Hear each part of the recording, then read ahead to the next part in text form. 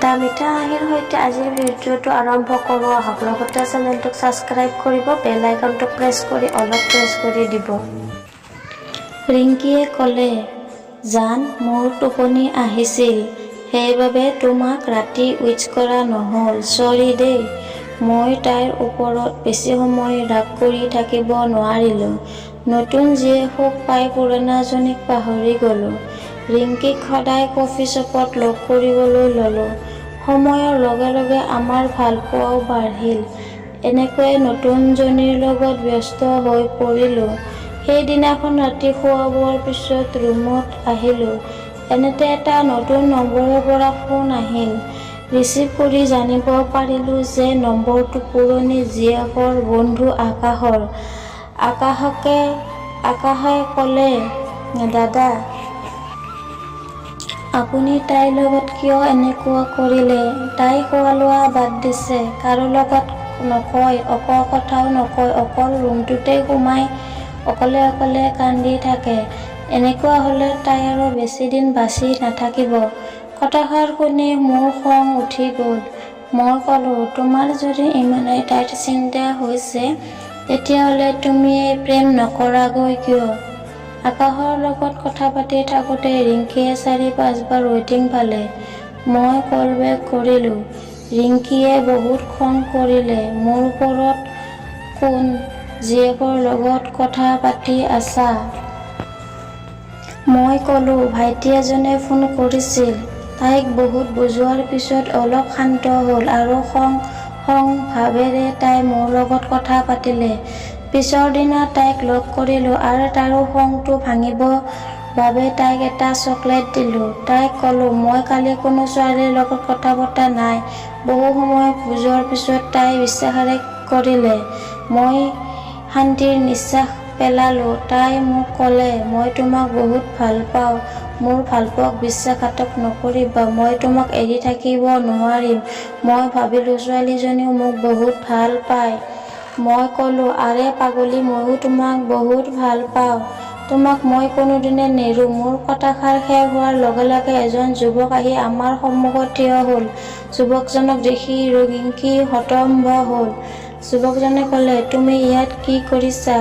তুমি চোন কৈছিলা গাটো ভাল নহয়, আজি বাহিৰলৈ ওলাব নোৱাৰা বুলি। তাৰ পিছত মই জানিব পাৰিলোঁ যে যুৱকজন হেনো ৰিংকীৰ BF।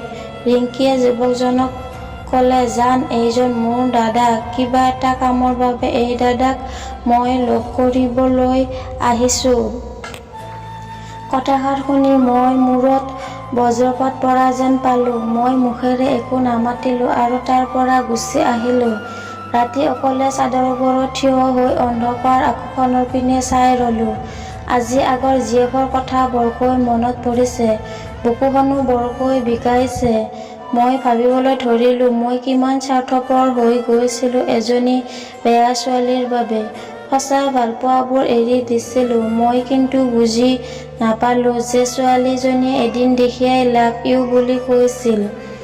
সেই ছোৱালী আৰু যে কিমান ভাল হ'ব পাৰে।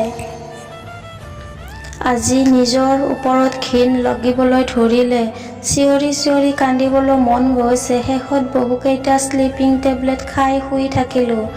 আৰু তাৰ পিছত কি হ'ল মই ধৰিবকৈ নোৱাৰিলোঁ।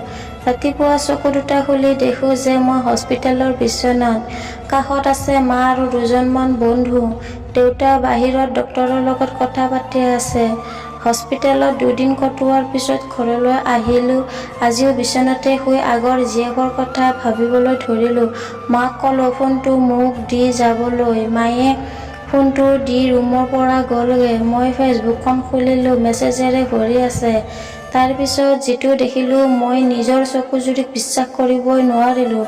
আগৰ জীয়েকৰ বন্ধুৰ ষ্টেটাছত দেখিলোঁ তাইৰ হেনো এটা পথ দুৰ্ঘটনাত মৃত্যু হ'ল 2 দিন আগত। মই মোবাইলটো থৈ শ্মশানলৈ গ'লোঁ। তাত বহি বহি মই কান্দিবলৈ ধৰিলোঁ। আজি ব্ৰেকআপৰ দিনটোৰ কথা বৰকৈ মনত পৰিছে। তাই কান্দি কান্দি কোৱা এটা শব্দ আজি কাণত বৰকৈ বাজিবলৈ ধৰিছে।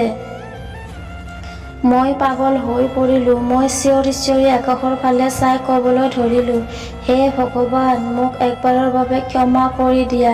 মই আৰু কোনোদিনেই ভুল নকৰোঁ।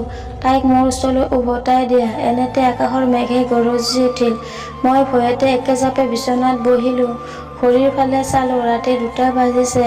মানে মই ইমান সময় সপোনহে দেখি আছিলোঁ। মানে নিউ জিএফৰ টপিকটো এটা সপোনহে আছিল। মানে মোৰ আগৰ জিএফৰ লগত ব্ৰেকআপ হোৱা নাই। মই ঘামি জামি গোটেই ভাগৰি গ'লোঁ। বাহিৰলৈ যাই দেখিলোঁ যে সঁচাকৈয়ে বাহিৰত বৰষুণ দি আছে আৰু মেঘৰো বহুত গিৰগিৰণি শব্দ হৈ আছে।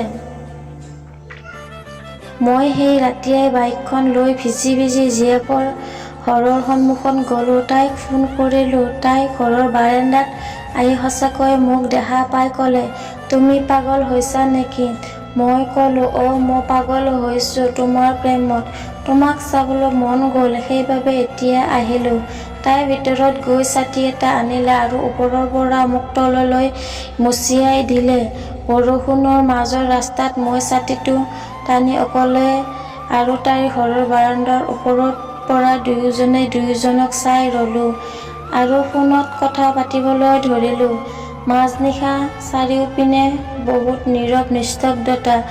আজিলৈ ভিডিঅ'টো এইখিনিয়ে আছিল আৰু নতুন ভিডিঅ' পাবলৈ মোৰ চেনেলটোক ছাবস্ক্ৰাইব কৰি থ'ব